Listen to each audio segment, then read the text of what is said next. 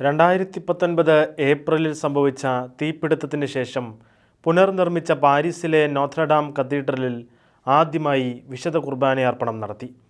അമലോത്ഭവ തിരുനാൾ ദിനമായ ഡിസംബർ 8-ന് പാരീസ് ആർച്ച് ബിഷപ്പ് ലോറന്റ് ഉൾക്കിറിൻ്റെ മുഖ്യ കാർമ്മികത്വത്തിലായിരുന്നു വിശുദ്ധ ബലിയർപ്പണം നടന്നത്.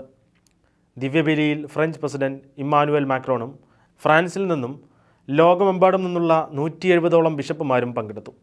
പാരീസ് അതിരൂപതയിലെ 106 ഇടവകകളിൽ നിന്ന് ഓരോ വൈദികനും സന്നിധരായിരുന്നു.